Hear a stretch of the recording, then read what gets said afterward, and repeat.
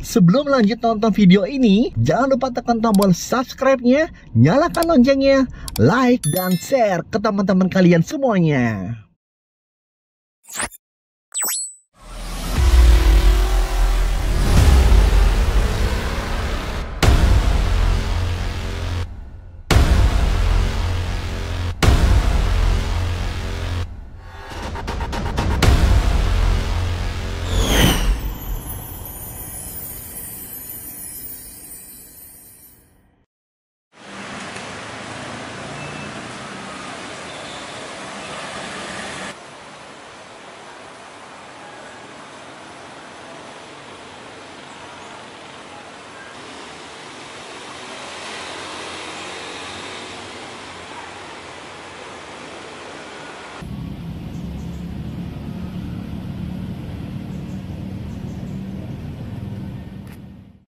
Bosan ngobrol santai.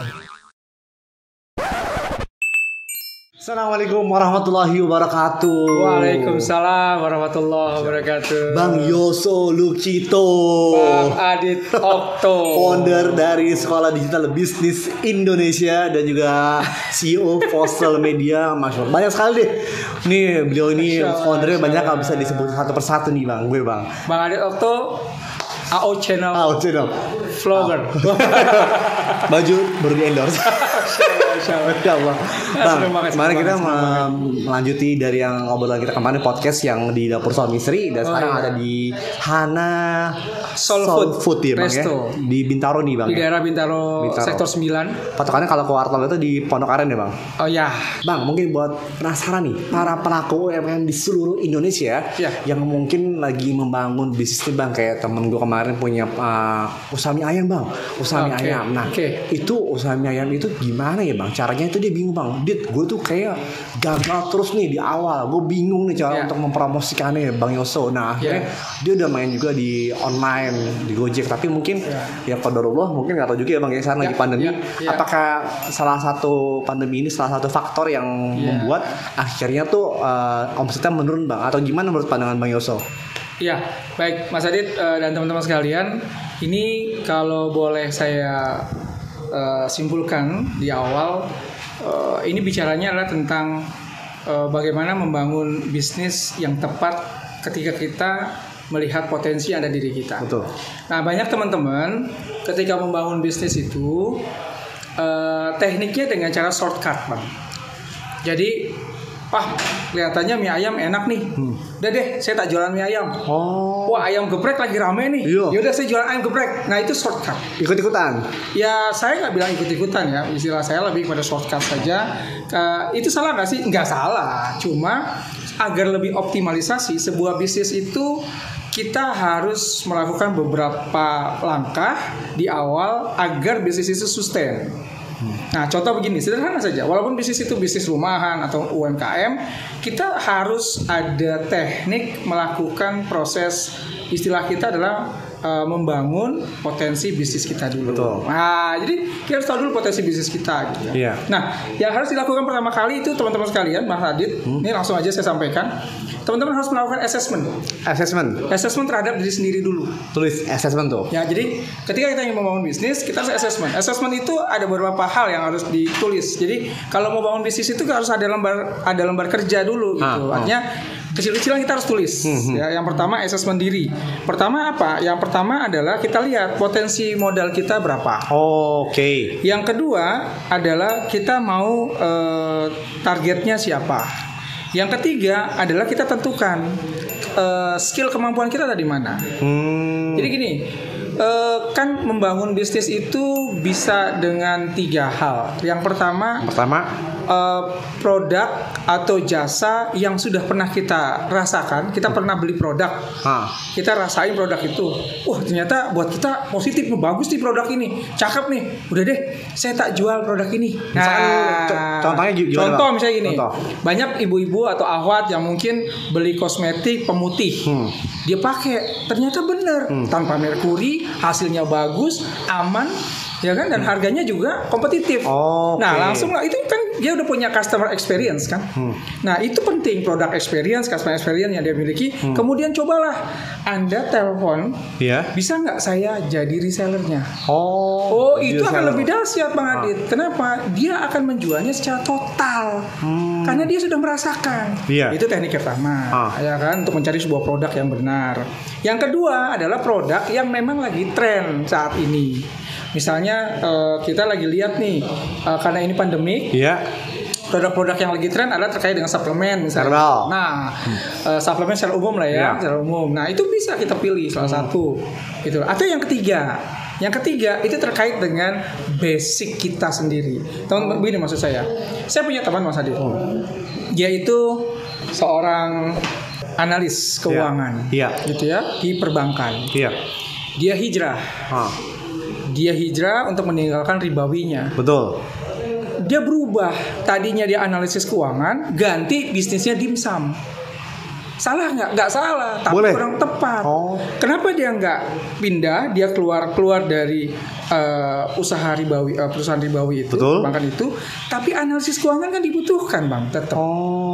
Jadi dia bikin jasa konsultan terkait dengan jasa analisis keuangan. Bisa ke perusahaan yang teman-teman miliki. Kan teman kita punya bengkel yang syariah, ada perumahan syariah, perumahan properti. Ada properti syariah, ada juga misalnya produk-produk yang lain. Banyak banget. Bang, tapi kan lu juga ini Bang membina hampir 6.000 ya para pelaku UMKM yang ada di sekolah digital bisnis Indonesia karena Allah Ta'ala ya. Dan itu ada nggak sih Bang istilahnya dari 6.000 para pelaku UMKM yang ada di seluruh Indonesia itu Bang, lo mengalami kayaknya gue agak sedikit mengalami kendala di sini, gue agak susah nih di tempat ini gitu. Kayaknya ini bukan yang mungkin ya, gue nggak tahu sebagai orang awam. Nah lo akhirnya coba agak loncat sedikit, kayaknya gue di sini lebih cocok di passion gue. Ada nggak sih lo sempat mengalami kan 6.500 alumni ya yang lulus dari SDB Bang, itu ada nggak Bang sempat mengalami kendala-kendala seperti itu Bang Yoso? Dari pihak alumni? Ya banyak beberapa teman-teman alumni yang mereka datang ke kita ngobrol, itu kita kan sering buka diskusi ya, entah itu pada saat offline atau online dan segala macam, atau dengan pada saat kita live itu mereka bertanya dan segala macam. Banyak yang bilang Bang, saya bisnis 2 kali nih gagal terus nih, gimana ya, bagaimana caranya gitu. Jangan salah, saya 11 kali gagal Bang Adit. 11 kali gagal Bang Yoso lo gitu. Masya Allah. Sebelumnya selama dari 2010 saya membangun bisnis. Itu mental lo bisa kuat gimana Bang? Ya, yang pertama karena kita punya kemampuan sesuai dengan yang ada di kita gitu ya. Jadi kan kita harus tidak boleh over ekspektasi ya. Gitu ya. Ekspektasi kita seberapa, ya itulah over ekspektasi. Ekspektasi kita gitu. Jadi satu hal Mas Adit, ketika kita jatuh dari sebuah bisnis, itu yang harus kita siapkan adalah memang bangkit. Itu bahasa sederhananya, tapi memang implementasinya nggak segampang itu. Nah, untuk makanya saya terus terang mazhab bisnis saya. Mazhab bisnis Bang Yoso itu apa nih mazhab ini? Jadi saya banyak belajar dari, mohon maaf ya izinnya, saya memang dapat beberapa mentor. Dan mentor saya salah satunya adalah Neil Patel. Kemudian beberapa rekan-rekan yang pernah satu kelas di Google itu, kita selalu mendapatkan satu insight adalah kalau bangun bisnis ya disesuaikan dengan kemampuan kita dan jangan yang besar-besar dulu. Nah, jadi mazhab bisnis saya adalah membangun bisnis itu dari modal yang kecil. Tapi kan juga ada Bang Yoso, ada yang mungkin orang mempunyai kemampuan yang lebih ya, kita nggak tahu ya, kemampuan lebih, dia ingin membangun langsung yang gede, misalkan restoran. Kita melihat bisnis itu harus dengan startup level dulu, baru growth up, baru duplicate. Nah, itu ada level-levelnya tuh Bang. Step by step jadi Bang Yoso ya. Jadi langsung otomatis jangan buru-buru langsung kepengen kelihatan growth up. Nah, kemudian buru-buru bikin duplicate, bikin franchise lah, bikin cabang cepet-cepet. Nah, itu problem. Karena bisnis lagi, maaf, saya tambahkan buat teman-teman sekalian. Bisnis itu kan ada 4 tingkatan sebenarnya. Yang pertama kali startup. Itu yang saya bilang tadi, modalnya itu harus disesuaikan dengan kemampuan yang kita paling mampu, dan kalau itu gagal kita nggak merasa sakit hati. Jadi budget lo harus disesuaikan dengan sesuai. Ya. Karena bisa jadi kayak saya nih, mungkin budgetnya 3 juta 5 juta. Seperti tadi seorang konglomerat ya kan, bisa jadi buat saya 100 juta aman, gila 100 juta biasa, kan gitu ya. Nah itu level startup namanya. Nah, ketika level startup itu kita akan banyak belajar apakah passionnya cocok, kemudian environmental kita juga mendukung, lingkungan bisnis, networking kita mendukung untuk bisnis itu. Nah, setelah itu baru kita bicara growth up. Ketika ada growth up, nah barulah di situ kita tambah scale up modal. Oke. Kita tambah scale up, kita punya gedung, kita punya facility, Punya ruko lah ya. betul, dan segala macam. Gitu. Maka ketika startup, saya lebih milih jualan pertama kali di garasi rumah. Oh iya, gue ingat. Kan Garasi gitu. rumah. Setelah startup itu, barulah ketika ada growth up, mulailah saya tambah, saya scale up, saya beli ruko, saya akuisisi pabrik, kemudian segala macam. Nah itu yang terjadi kan seperti itu. Menambah SDM ya. Nambah SDM. Nah dari situ baru kita bikin duplicate. Outlet kita tambah. Alhamdulillah bismillah ada 40 outlet. Masya Allah. Ada 240 peluang usaha yang sudah diambil beberapa teman gitu ya, beberapa klien yang dia pakai white label. Kan itu kan namanya duplicate. Masya Allah. Sampai di titik duplicate. Nah, yang keempat investor. Jadi baru kita berani undang investor. Jangan buru-buru kita pengen kelihatan growth up. Bangun bisnisnya langsung gede, kantornya cakep, gemerlap, padahal belum ada closing. Nah itu dia tuh bang. Nah itu yang sering terjadi teman-teman sekalian. Kan Itu kebanyakan kayak gitu bang permasalahan bang ya. Ya, Beberapa pengen kelihatan gede, grow up, sudah ngundang investor. Ya. Baru jalan 3 bulan, down lagi. Ya. Itu ada nggak sih bang tipsnya dari pengalaman lo bang? Ya, tipsnya tadi yang saya bilang tadi, kita harus menahan diri sih sebetulnya ya. Satu, pertama menahan diri. Yang kedua, bisnis itu kan seni ya dan proses gitu. Dan memang terus terang Mas Adit, tidak semua orang diserahkan sebuah bisnis apapun dia sukses. Saya jarang melihat itu ya.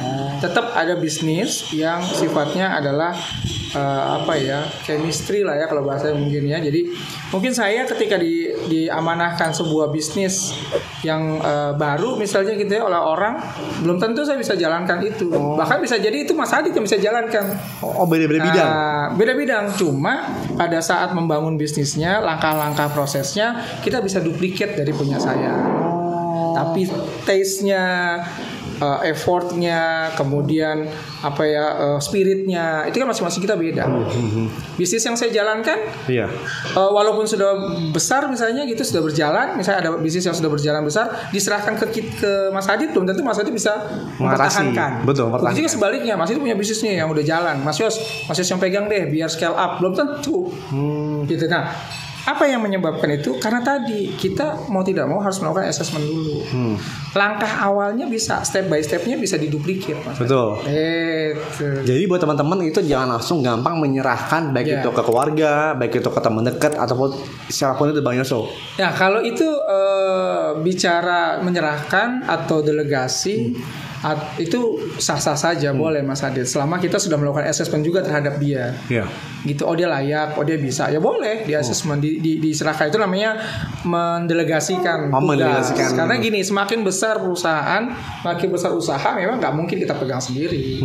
Pasti harus kita delegasikan gitu ya. Nah, pendelegasian itu pun ada cara. Iya. Jadi mana proses yang dia tidak kritikal itu boleh diserahkan. Jadi gini, bahasa sederhananya gini, yang pekerjaannya butuh waktu banyak, ya, tapi nilai uangnya kecil, ya secara itu serahkan ke orang lain.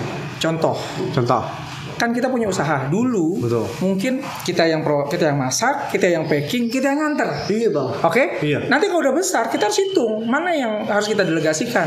Berarti kurir nganter. Kenapa? Ngabisin waktu. Iya. Dan itu secara revenue tidak merupakan kritikal buat kita. Betul. Nah, jadi itu bisa delegasikan kepada orang lain. Nah, sedangkan yang kayak masak segala macam, nah itu kan memang penting. Nah itu kita harus tetap menjadi supervisi. Nah gitu, menjaga. Nah kayak gitu itu sebuah proyek kan tuh itu ada lagi nanti boleh kita nanti bahas lagi ya. Bagaimana mendelegasikan sebuah station kerja dan sebuah bisnis. Ya dulu saya sama istri pernah bangun wartel dulu warnet dulu zaman warnet. Itu 2003 jualan koran pernah kami, jual telur kami pernah. Sembako juga pernah. Kita keliling jualan door to door karena terinspirasi oleh Bob Sadino ya dengan Kemciknya dulu kan dia door to door juga kan kita juga lakukan. Alhamdulillah sehari itu kita bisa dapat 200 telur habis 200 butir keliling. Tapi ya qadarullah mungkin bukan di situ bisnis sustain kita gitu ya. Akhirnya tutup karena peternakan yang kita akuisisi ternyata digusur. Ya kan dia harus pindah ke daerah Kerawang jauh, sedangkan kita kan di Jakarta. Akhirnya biaya operasionalnya jauh lebih tinggi. Akhirnya lebih bengkak. Akhirnya kita batal. Banyak sekali bisnis-bisnis itu akhirnya berubah lagi. Gitu, bisnis koran, kemudian bisnis majalah, kemudian banyak sekali bisnis kita jalankan. Mas, tapi kalau bisnis bertahan 11 kali itu kan bukan waktu hal yang mudah, Bang. Orang bisa jadi ya mungkin nggak kayak Bang Yosa ya, mungkin ada yang depresi atau mungkin yang manistir. Nah, akhirnya Bang Yosa bisa menemukan nih di sini passion gue nih mungkin ya, Bang. Akhirnya gimana sih, Bang? Akhirnya mungkin ada dukungan juga dari mungkin Badiah, mungkin bagi istrinya juga. Istri memang mendukung sekali, makanya penting ya mempunyai tim ya. Tim itu entah itu istri, entah itu yang lain gitu, itu harus punya tim yang saling mendukung tuh bener banget gitu, nggak salah gitu. Masya Allah. Bang, sebelum kita closing statement nih, jadi buat para pelaku UMKM yang ada di seluruh Indonesia dari Sabang sampai Merauke, buat Bang Yoso kita sendiri yang ingin men-sharing pengalaman 11 kali gagal, tapi alhamdulillah dengan izin Allah Ta'ala sekarang banyak sekali deh pokoknya, udah gak terhitung lagi. Masya Allah ya, dengan takdir Allah ya Bang ya. Dan lo bisa gak Bang membagi sharing pengalaman sebelum kita closing kepada para pelaku UMKM yang menonton acara podcast kita berdua ini, Bang? Semoga dia mendapatkan inspirasi dan motivasi ya, minimal faedah lah, ilmu-ilmu yang bisa bermanfaat. Karena kemarin gue ambil dari video sebelumnya, nanti ketika gue mati gue akan ditanya ini. Gue ingat banget ngomong, Masya Allah. Saya ingin menyampaikan ke teman-teman sekalian, ibaratnya kalau kita mau masak sayur lodeh, saya mau masak sayur lodeh, tapi saya belum pernah masak sayur lodeh, gitu kan? Tapi saya pernah lihat nih sayur lodeh, kan saya bertanya-tanya apa isinya. Saya coba sendiri deh, saya bangun. Maka yang terjadi apa? Mungkin campurannya saya pakai susu, ya kan? Karena saya lihat kayak gini nih, kayaknya agak putih-putih, mungkin susu kan, gitu kan? Ini ngerebusnya mungkin asli jadi berantakan. Apa yang harus kita lakukan? Nah, kita harus tanya orang yang sudah pernah dan tahu cara bikin sayur lodeh. Tuh, dengerin. Jadi di bidangnya ya Bang. Bidangnya. Jadi kita tanya, gimana sih cara bikin sayur lodeh? Nah, kita tahu ternyata bukan pakai susu tapi pakai santan. Nah, kan gitu kan? Ternyata cara masaknya harus ini dulu segala macam, dan santannya harus pada posisi diaduk terus supaya nggak pecah-pecah segala macam. Itu akhirnya kita tahu tekniknya.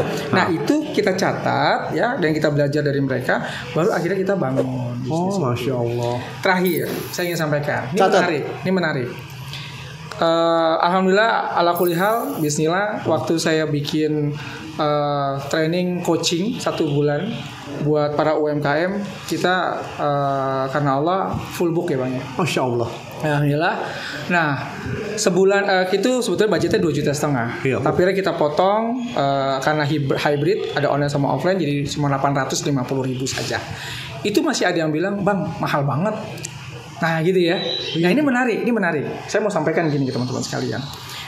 Sekolah Digital Business Indonesia itu memang kita selalu memberikan training, kalau tidak gratis atau biayanya sangat terjangkau. 850.000 atau 800.000 itu kalau dibagi 9 itu cuma 88.000 Bang per hari per pertemuan. Gitu kan. Dan itu pertemuannya itu 2,5 jam gitu ya. Itu satu. Dan itu bisa langsung diskusi, dan itu kelasnya pun terbatas hanya sekitar 7 sampai 8 orang saja. Ya, satu. Yang kedua, ini menarik. Saya tanya beberapa teman, mungkin saya juga sempat tulis di media sosial saya. Apa tuh Bang? Bang Adit, kalau saya tanya, ada mobil sekelas Fortuner lah, harganya 90 juta, murah nggak? Gua ambil lah Bang, murah banget ya. Iya.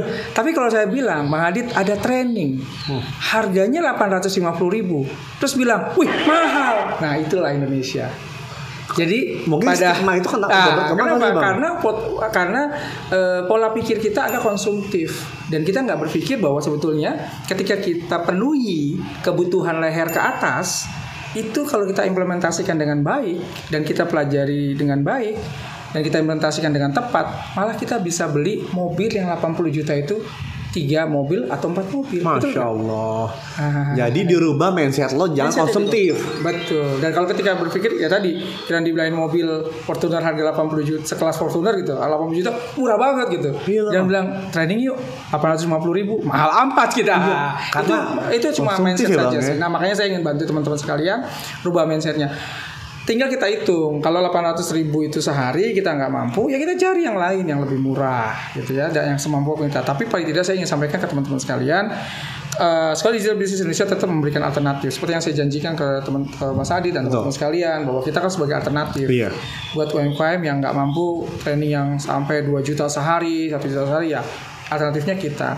Cuma tetap ada beberapa item ya yang kita nggak bisa selalu berikan gratis ke teman-teman, tapi teman-teman tetap bayar dengan harga yang sangat terjangkau. Untuk apa Mas Adit? Komitmen.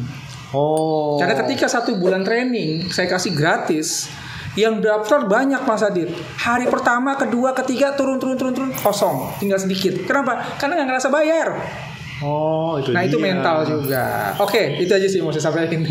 Berubah dari leher itu ke atas, mindset pola pikir ya Bang ya. Bener kan pola pikir ya Bang, dirubah agar jangan konsumtif nih buat seluruh masyarakat di Indonesia.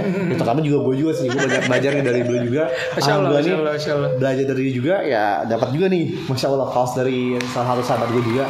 Dan Masya Allah beliau ini menginspirasi gue juga. Kadang-kadang kalau nggak tahu bisa langsung Bang gimana Bang, wah Alhamdulillah deh, banyak sekali yang ilmu bisa kita serap dari Bang Yoso gitu.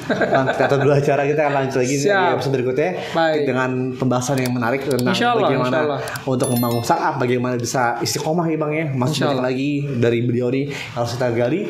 Akhir kata gue Arit Okta dan Yoso gitu dan Sekolah Digital Business Indonesia. Terima kasih atas perhatian Anda. Wassalamualaikum warahmatullahi wabarakatuh.